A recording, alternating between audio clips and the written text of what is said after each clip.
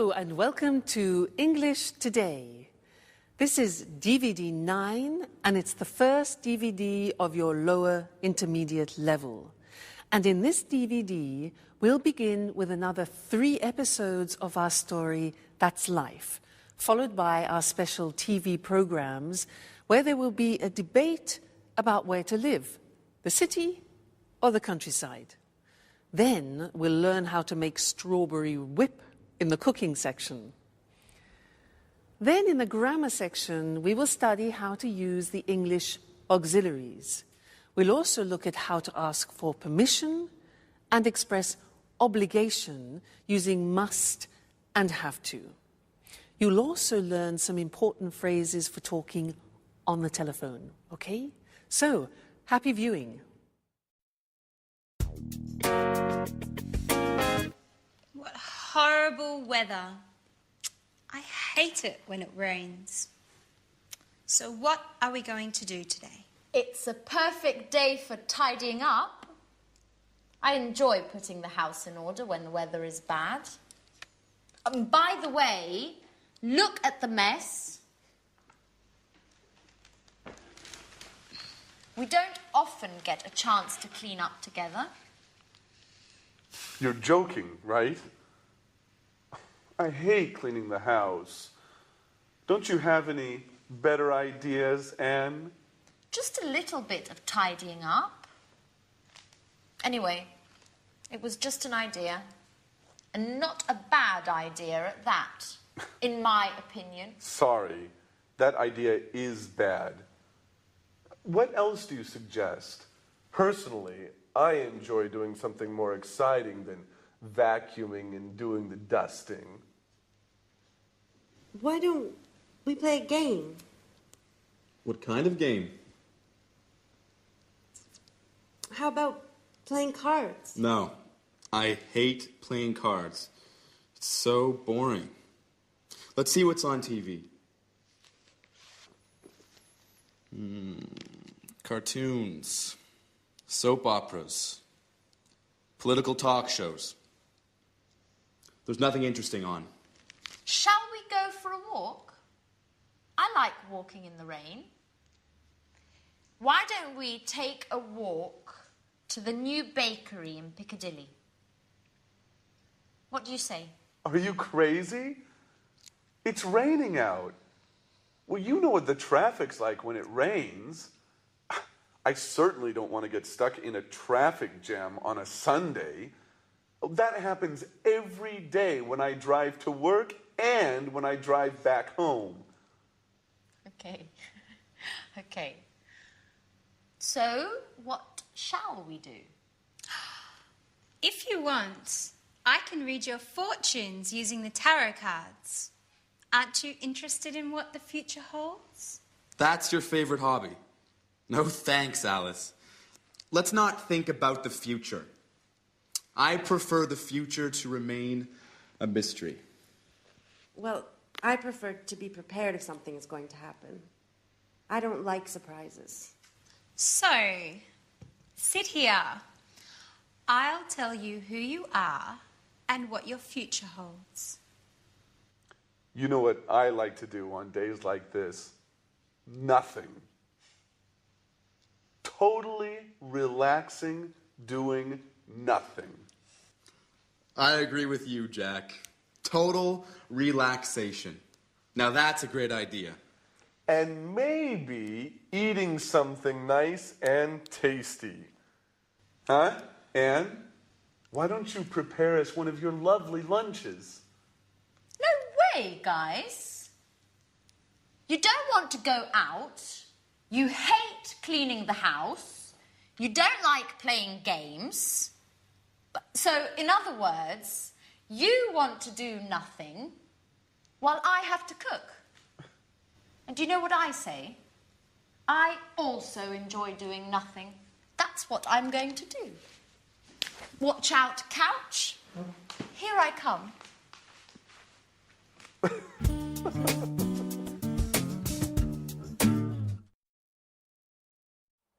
Hello Hello and welcome back to English Today, that live TV program where you can learn the English language. And in this lesson, I want to do some revision on the things that people don't like about the English language, the auxiliaries. Now, the exercise is simple. We're going to look at some of the auxiliaries that we've learned up to now. What are they? Well, we have learned am, is, are, do, does, and did. When do we use them? We use them in questions. Aha. This is the exercise. I have here some sentences in the positive form, and I want you to make questions using these auxiliaries. Okay? So, I'll give you an example. I say, he likes wine. You start the question with what? What? He likes wine. Now, this is the simple present tense. So, which of those auxiliaries do we need? Am, is, are, do, does, or did? Simple present tense. Exactly, we need do or does. Now, I said he likes wine. Third person. So which one? Does. Exactly, good. So the question is, what does he like? Get the idea? Great, let's continue. Number 2. I play tennis. I play tennis. What sport? All right, do I play? Very good. I play, simple present tense. We need do or does, the subject I. So what sport do I play? Great. Next one. They're coming at 7 o'clock. They're coming at 7 o'clock. What time? Yeah, now they are coming, present continuous, auxiliary. That's it. Fantastic. What time are they coming? All right? Present continuous, auxiliary, to be. Next one. She went to the cinema yesterday. She went to the cinema. Where? All right. Simple past tense. What do we need? We need did. So where did she go? Excellent. Very good. You see? Getting better. Next one. We had an ice cream after dinner. We had an ice cream after dinner. What had we? Simple past. Did. That's it. What did we have? Remember, the verb have always takes an auxiliary. So what did we have? Great. Next one. She's painting the front door. She's painting the front door. Which tense? Present continuous. So what, third person, is she painting? Very good. Next one. I was at home on Saturday. This is difficult. I was at home. Remember that the verb to be is an exception.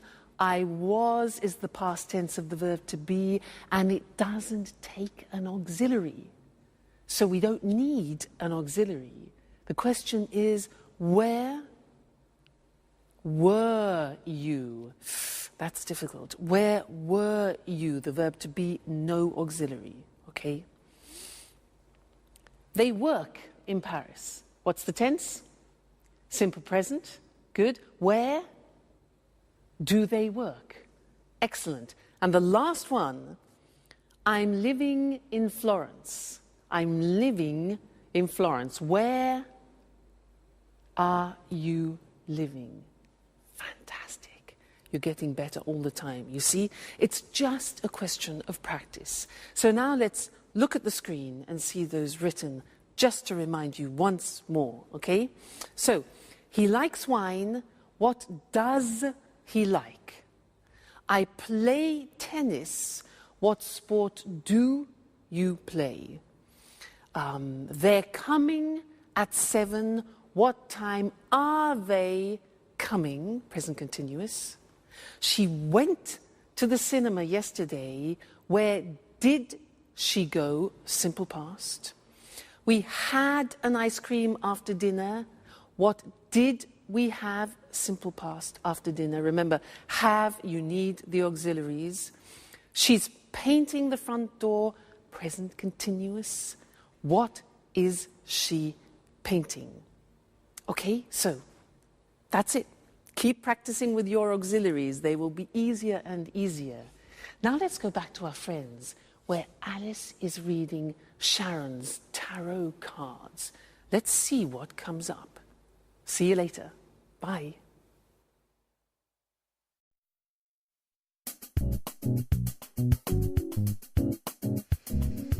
Yeah, I see. You are very shy and sweet-tempered, yet you are somewhat moody, and sometimes it seems you prefer to stay by yourself. Yeah, that's right. Sometimes I enjoy solitude. Just me and my thoughts. Yes, indeed. I see that you are worried about something, but that's not clear. I think it has something to do with a boy, or maybe it has something to do with your job. Yes, maybe you are going to get a new job. Wow. Definitely I like the second option. It's much better. But I don't know. Actually, this card means that love troubles are on their way. Sorry, Peter, but I see the shadow of another boy in your Sharon's heart. Don't be silly, Alice. Tell me more about this job instead. Okay, if you like. So you are very careful in your work, even if it seems you don't like it that much. Yeah, that's right. I like doing things right. If I can't work well, I prefer doing nothing at all. What's more, I'm very punctual. I hate being late.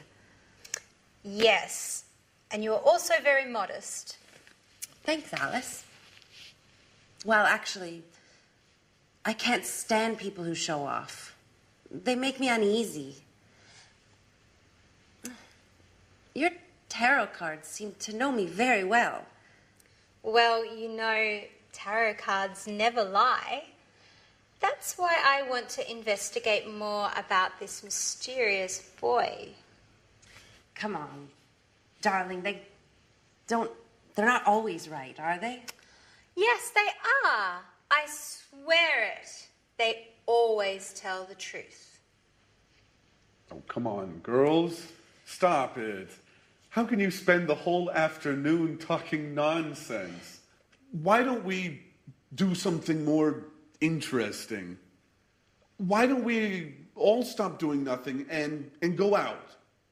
Look, it has just stopped raining. How about strolling in the park? Yeah, that's a great idea. Let's go.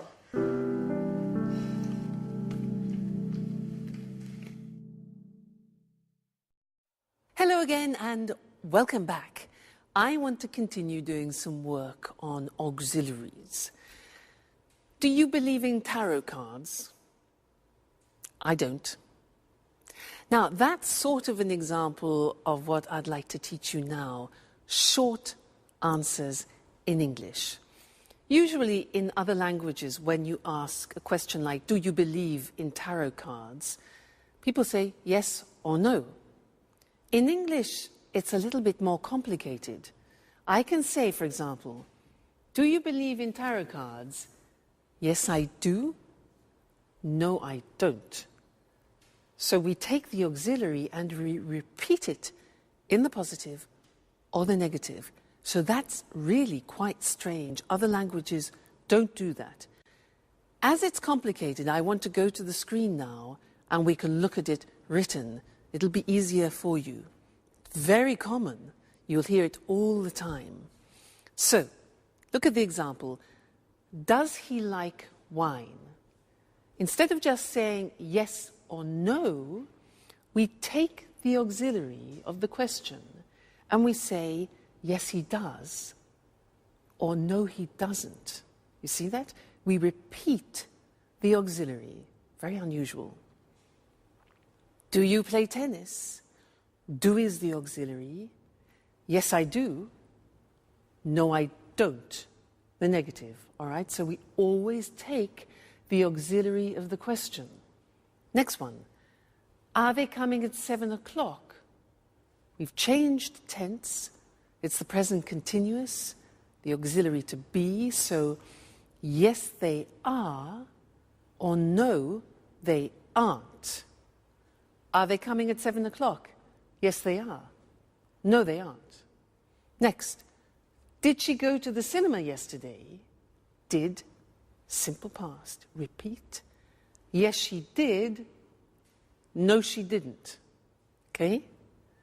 Next one. Did you have an ice cream after dinner? Yes, we did. No, we didn't.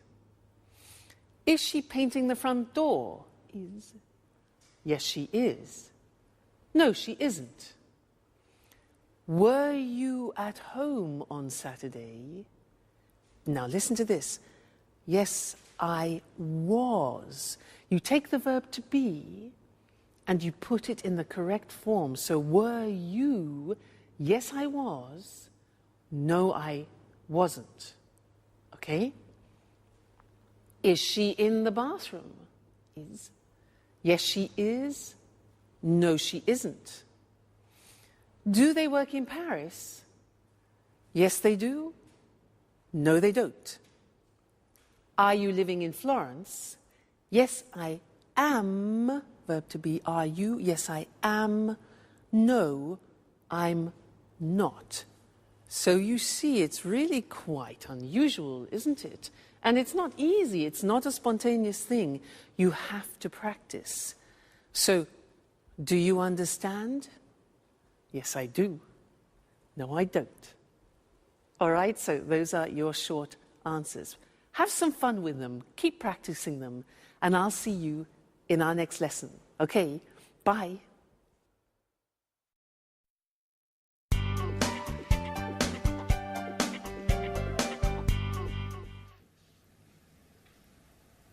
Hello, this is Anne Baxter from Red Bear Publishing. I'm looking for accommodation for an American writer and his agent. They're coming to London in 2 weeks' time. Could you tell me a little bit about your hotel, please? Our clients are used to the very best. Mm-hmm. Mm-hmm.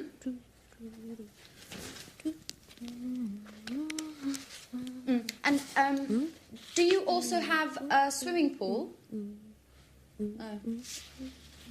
A sauna? Great. And as far as entertainment is concerned, do you have a lounge with live music?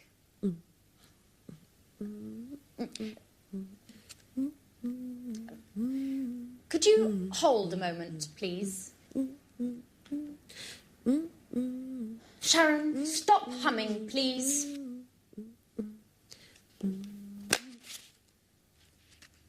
I can't hear anything.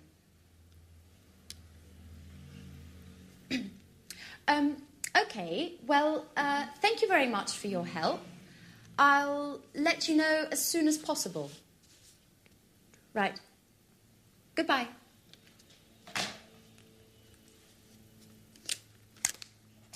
What are you doing, Anne?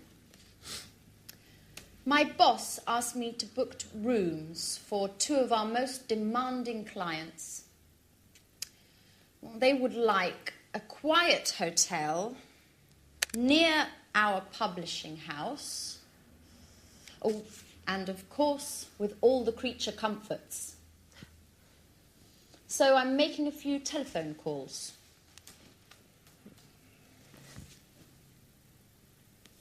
And listen to this song for a moment. It's Ray Charles's last recording. It's fantastic. I've got a lot to do, Sharon.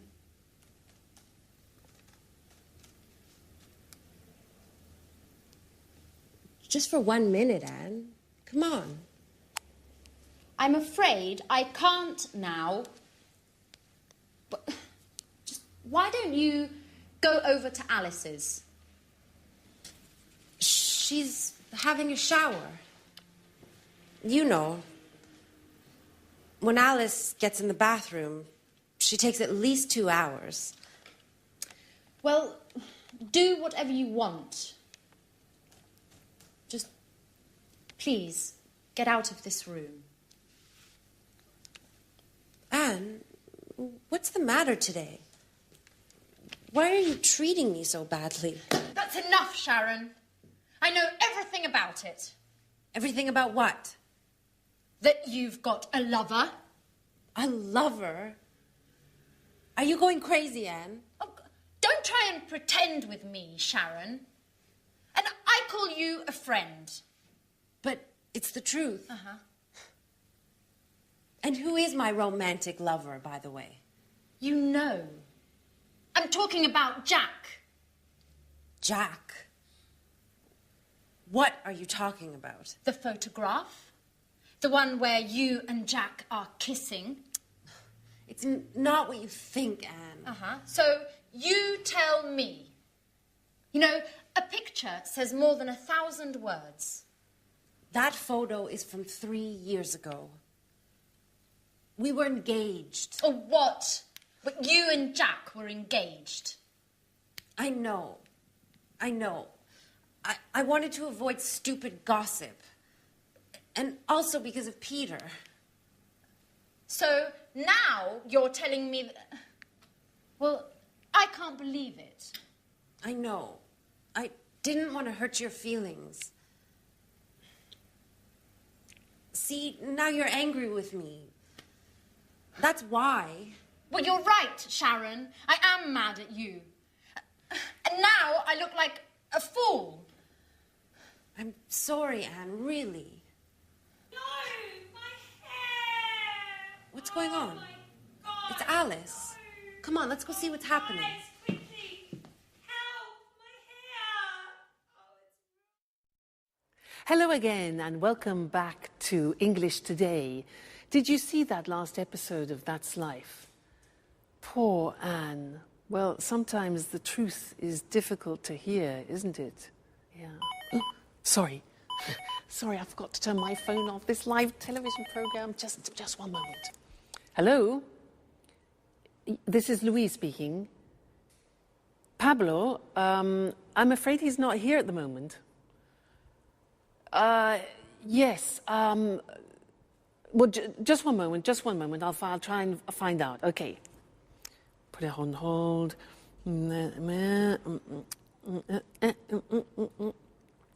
Hello? Yes, hello. Could I speak to Pablo, please? What, could you put me through to him? No. Okay, yes, I understand. No, it's not important. Don't worry. All right, thank you very much. Thank you. Yes. All right, bye. Hello? Yes, hello. I'm afraid he's not available at the moment. Yes. Would you like to leave a message? Sharon called. Okay. Would you like him to call you back? Yeah.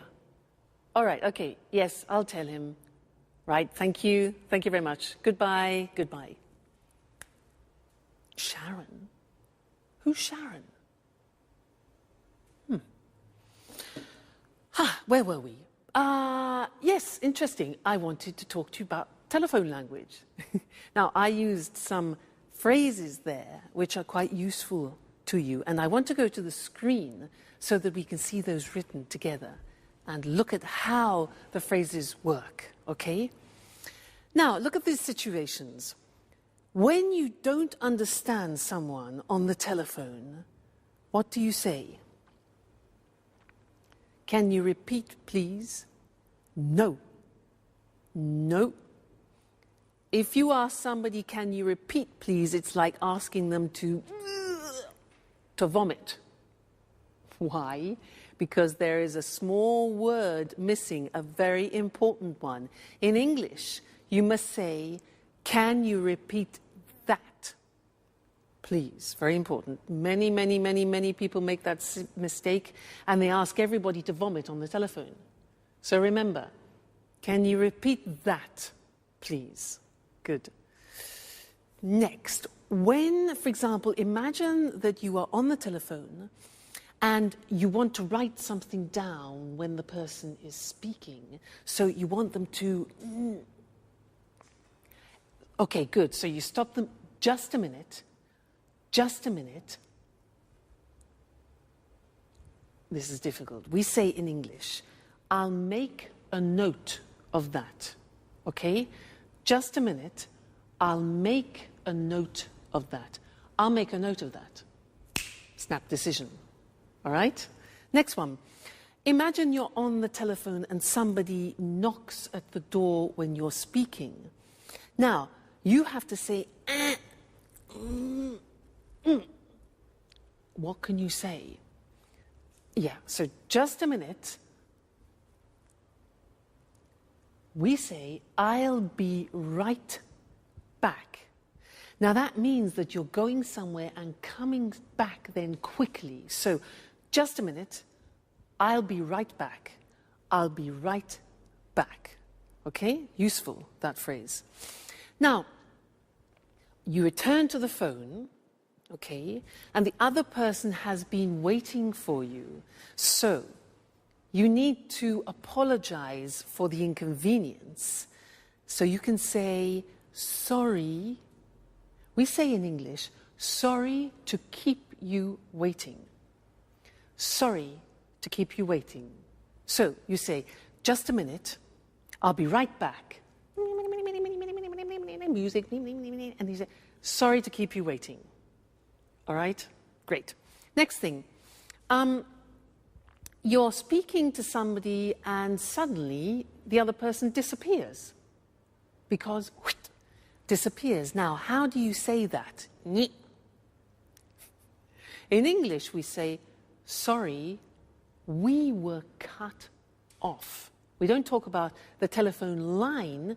We say, sorry, we were cut off. Okay?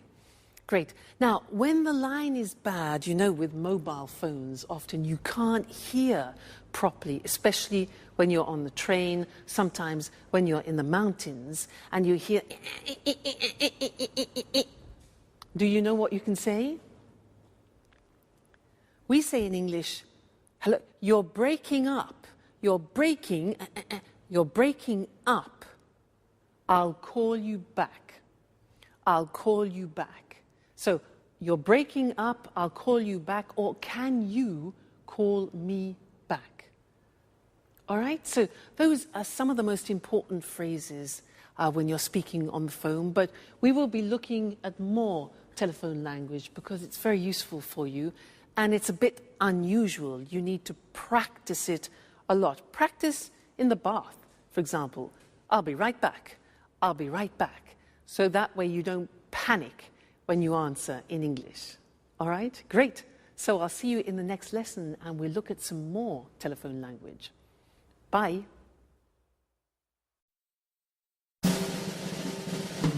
What's happening?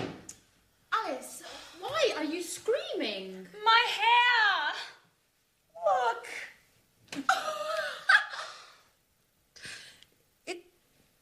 It looks... Your hair is green. I know. But how? Okay, imagine this. I'm washing my hair. Well, colouring my hair, actually. I want to change my look. My mobile rings. It's Tom. He's telling me all about this great party yesterday evening. I'm listening to his story and I don't realise the time flies. More than an hour. It's always the same old story, Alice. Anyways, green suits you. It looks very original. Very unique. Just like you. Well, Alice, don't be offended, but you look like a frog. Thanks, Anne. That's the nicest compliment. What shall I do? Well, why don't you call a hairdresser and make an appointment? And in future, try to avoid changing your look.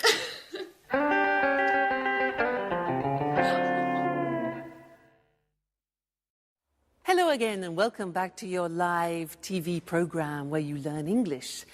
And in this lesson, I want to go back to look at some more telephone English because it's really not that simple. We have special phrases that we use when we speak on the telephone in English. So to help us, let's go and look at those on the language screen, okay? Now the first thing is when you introduce yourself on the telephone, we don't say, I am Louise. We say this. We say, this is Louise, or this is Mr. Smith. Now that's really quite unusual and different to other languages. So, hello, this is Mr. Smith. Or we can say, hello, Tom speaking. Tom speaking, Louise speaking. Okay, so don't say, hello, I'm Louise. We only use that when you do, for example, a sales presentation on the telephone. All right? Good. Then, asking who the other person is, you can say, hello, is that Mr. Jackson? Is that Mr. Jackson? So it's like, this is that Mr. Jackson?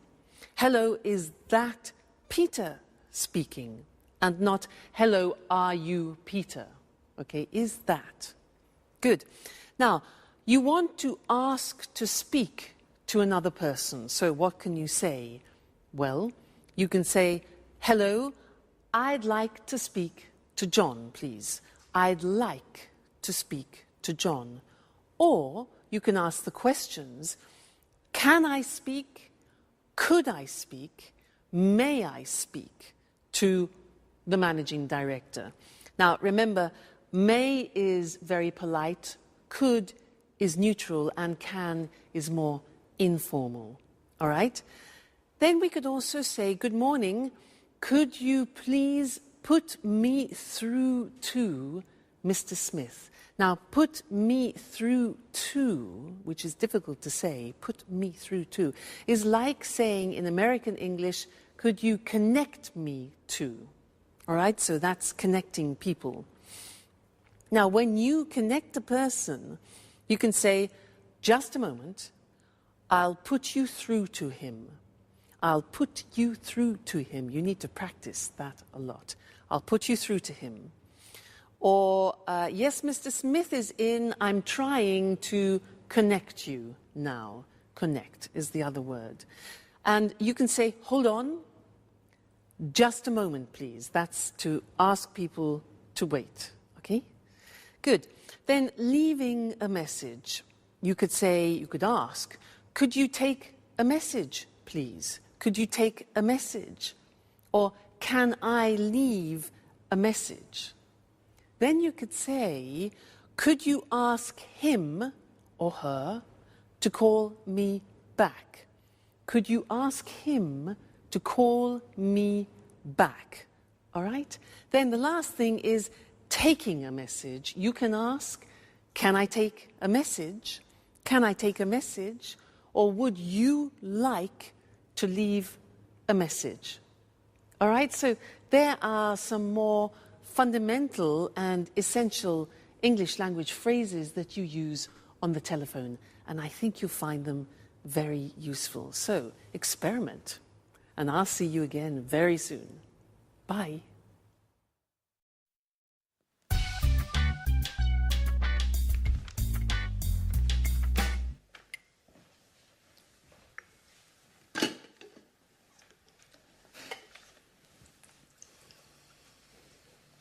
Good morning, everybody.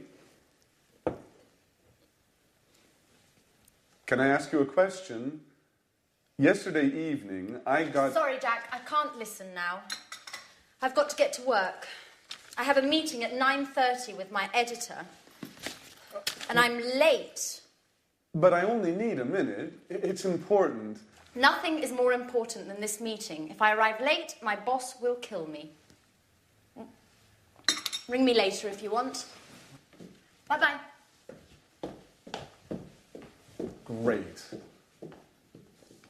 Alice, can I ask you a question?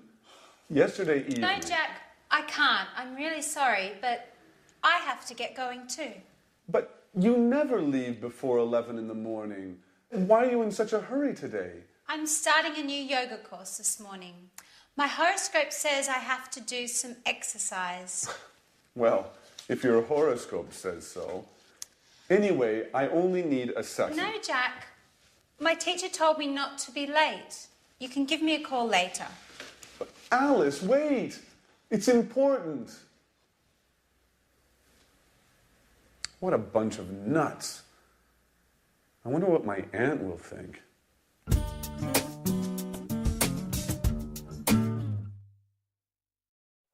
Hi again. Did you hear what Jack said? He said, what a bunch of nuts. Do you know that expression in English? Because nuts has a couple of meanings. Nuts are the things that you have in an aperitif, but it's also a way of calling somebody a crazy person. You say, you're a nut, means you're crazy. Okay, I just wanted to clarify that for you. He also said, can I ask you something? May I ask you something? He wanted the girls to listen to him, and they weren't paying any attention. And I want to talk to you about these words, which are may, could, and can, because they are the three forms that we use when we ask for permission. So what's the difference between them?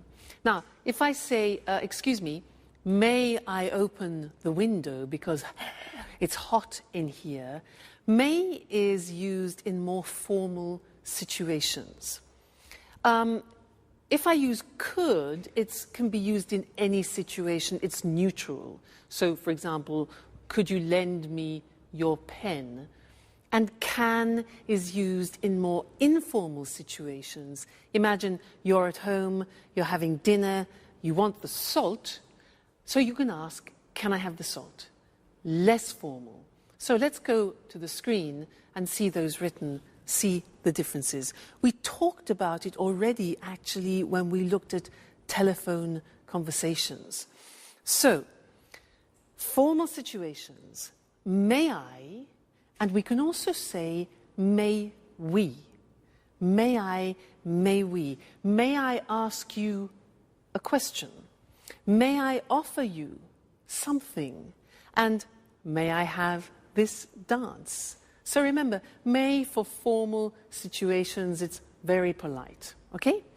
Then could for neutral situations, which means you can use it in any situation, really.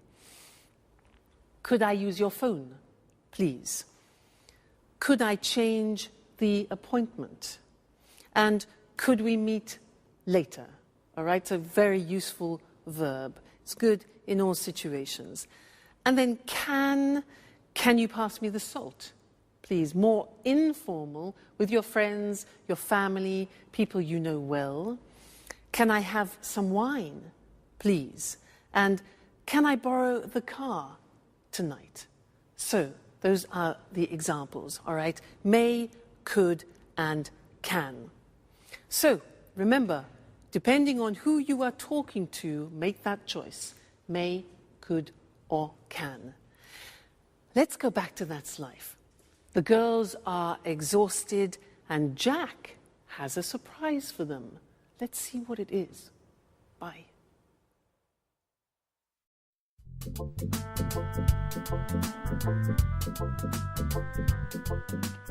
What a day.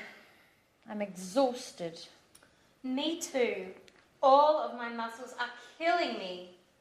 What is there to eat, Anne? Well, we can make a sandwich. That's about it. The fridge is practically empty. Jack, is that you? Who's that with him? Hi, everybody. This is my Aunt Carolina. She came all the way from Bologna to see me. She'd like to see how I'm getting along. Well, good evening. Jack, why didn't you say anything? I should clean up. Look at the mess. Well, everybody was in such a hurry this morning. I tried to telephone you, but your mobile was off. And Alice's mobile just rang and rang. I imagine you left it at home again as usual, Alice. Well, I guess so. Good evening. It's a pleasure to meet you. Well, well, only girls, eh? So, you are Alice. Alice, the interesting one of the house. And you are Anne, the housekeeper. Please, Aunt Carolina. So that's how you describe us. Come on. Aunt Carolina is only joking, right? And this is the wonderful house. Well, yes. But it's usually tidy. It's still very charming. Thank you. May I offer you something? Would you like to have a glass of wine, maybe? Yes, thank you, I would. Alice, could you get a bottle of wine, please? There isn't any wine. Anne, there isn't any wine. There isn't any beer. We have to do the shopping. Oh, well, I'm terribly sorry. It's not usually like this, but today was very busy. Do you know what? Let's go out for dinner. Oh. What do you say, Aunt Carolina? That sounds good to me. Excuse me, do you go out dressed like that? Maybe you should get cleaned up a bit? Yeah, you're absolutely right. Let's get ready to go out on the town. May I ask you a question, Jack? Of course, Aunt Carolina. Shoot. Do you really think it's such a good idea to live together with all these women?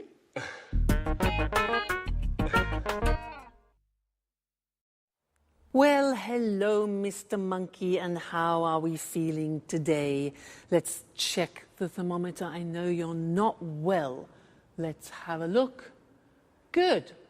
Yes, the temperature has gone down. That's good news. Now, Mr. Monkey, you don't have to stay in bed any longer, okay, because your temperature has gone down, but you can't go out monkeying, not yet.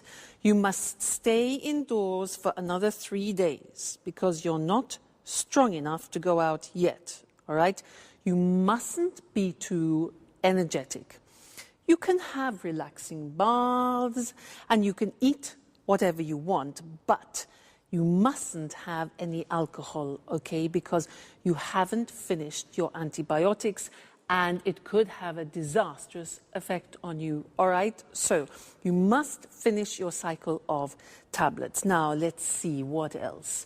Oh, yes, and you must drink a lot of water, maybe 5 liters a day, if you can manage that, okay?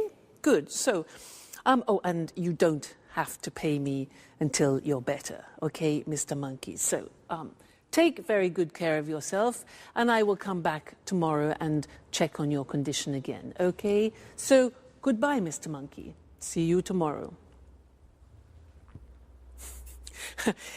I became a nurse to show you other ways of using modal verbs. Now, so far we have studied can, could, and may. And these are verbs which help to change the meaning of the verb which comes after. They're called modal verbs. And here we were using verbs of obligation. Very interesting. Let's look at the screen and see those. Now, let's first go back to permission. Remember, we talked about can is a form of expressing permission, and I was giving him permission to do things. For example, you can eat whatever you want, you can go for walks, and you can't, however, that's not giving permission, you can't go monkeying or you can't go to work, all right? Then I talked about obligation, and this is very interesting. I used the verb must. Must followed by an infinitive without to. So, for example, you must finish the tablets, you must relax, you must stay at home for 3 days, and you must look after yourself. Now, that in English is how you express obligation, something which is you are obliged, forced to do. All right? It's a strong verb in English. Now, the opposite, mustn't, means prohibition. If you do that, okay, so very strong verb. You mustn't drink alcohol. You mustn't do anything energetic. And you mustn't jump about. All right? So must and mustn't. Must, obligation. Mustn't, prohibition. Then I said something else. I said, you don't have to stay in bed. Now that's very interesting because that's optional obligation. And it's the same as saying you don't need to stay in bed. You don't have to stay in bed. It's optional. Or you don't have to stay indoors. I also said, you don't have to pay me. It means it's not necessary. So that's optional obligation with have to. So that's an important lesson. Must, mustn't, and have to as different ways of expressing obligation. Great. So now you have to study more English. You must read and watch your English lessons. Okay? And I must see you again next time. Okay then. Goodbye. Good evening. Welcome to this week's edition of Let's Talk, our discussion program with our commentators, Tom and Marie. How are you? Fine, Eric. Fine. Good to see you again. Well, did you have a good weekend? Very good, thanks. I relaxed in the country. I have a house there. It's so peaceful. A healthy weekend. And you, Tom? Well, I had a great weekend too. I stayed in the city and it wasn't peaceful. I went out a lot and made some new friends. Sounds like a good weekend to me. So, the same old story. A relaxing, peaceful life in the country compared with an exciting life in the city. Where's the best place to be? In the city or in the country? Let's discuss this more. Sure. I'll convince you that gardening's more interesting than the pollution and chaos of the city. Well, I'm not so sure about that. Last weekend, I went to the cinema, a rock concert, and 2 parties. Gardening isn't for me. Really? Your weekend certainly wasn't relaxing. Don't you feel tired? Well, maybe a little, yes, but I love city life. The city offers so many things. It's fantastic. I don't agree with you. Life in the city is too stressful. You rush around all day long. And then there's the traffic and finding a parking space. Walking in the woods is far better than being stuck in traffic jams. I'm really thinking of moving to the country. Well, I don't think I could ever live in the country. I'd die of boredom. It would be a problem for my work, too. You're wrong, Tom. You can work from home. A friend of mine does this. He works from home. He uses the internet for email and virtual meetings. He goes to the office in the city 2 or 3 times a month. He's got 3 children and life in the country is great for the family. And he loves gardening too. And gardening is difficult in a city, isn't it?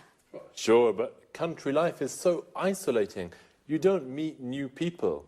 Well, okay, the city is more polluted, more stressful, but country life is so boring. I like meeting new people, making new friends, and in the city, it's easy to meet new people. I'm not so sure about that.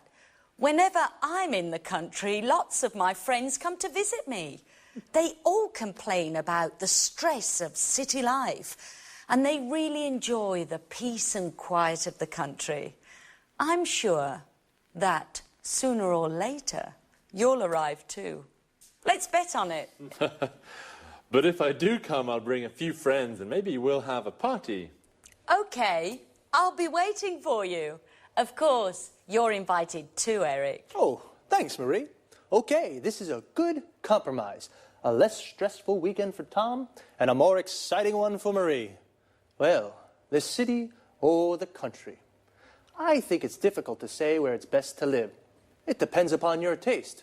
The country life is more relaxing, whereas the city life is more exciting. Well, time to say goodbye. Goodbye, Marie, and goodbye, Tom. Goodbye, Eric. Goodbye, Eric. And goodbye to you. And see you again next time on Let's Talk. Did you notice how we call life in the city, city life, and life in the country, country life? City life is more exciting, but also quite stressful. We say something is stressful when it makes you nervous. The traffic in the city is stressful. Traffic is the word we use for cars, buses, trucks, everything on the roads. When the traffic moves slowly or stops, we say there is a traffic jam. Parking in the city is also stressful. It's often difficult to find a parking space to park your car. Notice the verb is to park, and a place where you can leave your car is called a parking space. Usually in cities, there are car parks. A car park is a big area with lots of parking spaces for many cars. Another problem in the city is the pollution. Pollution is the contamination of the environment. For example, the traffic makes the air dirty. In the country, the air is clean and it's easy to park. But Tom says it's boring to live in the country because there's nothing to do. Boring means that it's not interesting. Marie says it's relaxing to live in the country. Relaxing means it makes you feel relaxed. Notice that often the adjectives we use to describe things, places, or people end with ing. The city is exciting.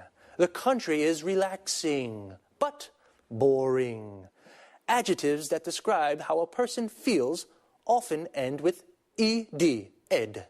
Tom is bored. In the country. Marie is relaxed.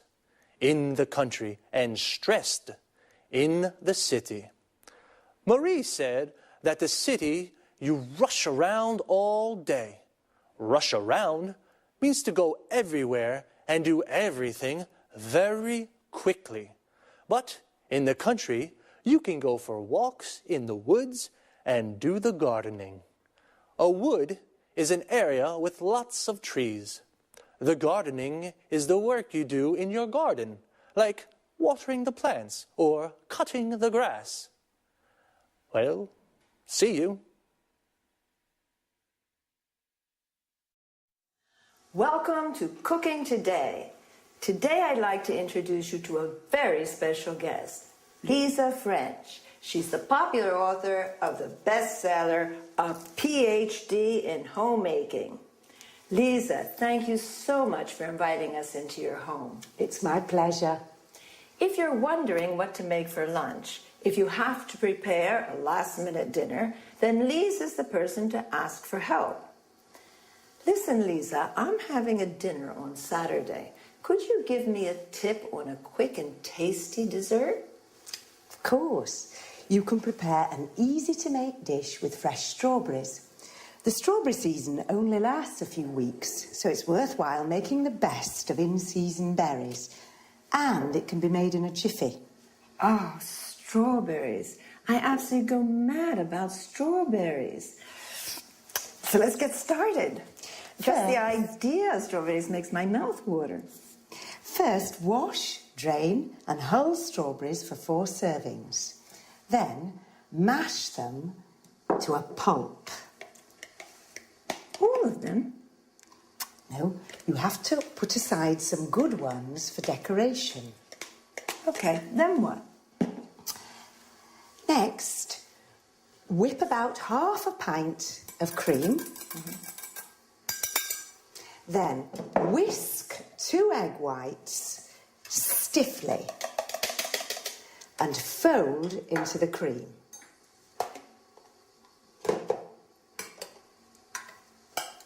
Add the strawberry pulp.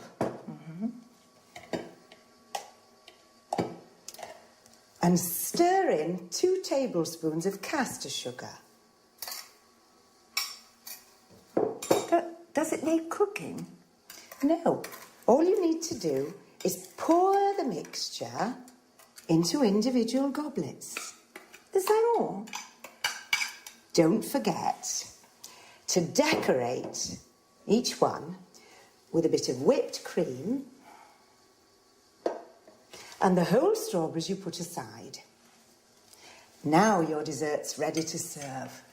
Oh, it looks delicious. Let me have a taste right now. Yummy. This is sensational. If any of you have a request regarding homemaking, then please contact us at our studio, 800-332211, or send an email to cookingtoday@homemakingtv.com. Thank you, Lisa. We have so much to learn from you. Thank you for coming. Have you enjoyed the recipe? Well, now let's go over the language used in the interview. First of all, let's explain what a homemaker is. A homemaker is an expert in all matters concerning administration and running of a household, cooking, budgeting, sewing, etc. Lisa used some typical culinary terms. Drain means eliminating excess water from food after washing or boiling. You drain pasta, vegetables, and so on. Hull means removing inedible parts from the food, like peas, beans, or strawberries. Mash means crushing some food, such as potato or carrots, into a paste. Whip means beating to a fluffy consistency, as in whipping cream. Whisk means whipping, egg whites, for example, to a froth, incorporating air or until firm. We say whisking stiffly. Stir is moving a spoon around a liquid when we add one ingredient to another, and mix them together when we say stir in. Fold in means blending other ingredients to a whipped mixture, stirring gently. Pour means adding a liquid into a mixture or serving tea, coffee, water. Lisa also mentioned a goblet, which is a small cup with stem to serve fruit salad or ice cream. A pint, which is a unit of liquid measure equivalent to 568 milliliters, a UK pint, or 550 milliliters, a US pint. A tablespoon is also used as a unit of measure. In order to express appreciation about food, we say tasty, delicious, yummy, mouth-watering. Lisa said in-season berries to mean fresh fruit. Otherwise, we say out of season, not to be confused with the word seasoning, which means adding salt, pepper, and other spices to food. A berry is a small fruit, such as a strawberry, blackberry, raspberry, blueberry. Another useful term is serving. You can also say helping. It refers to individual portions of food. Well, I hope you've had a good time, and I'll see you next time.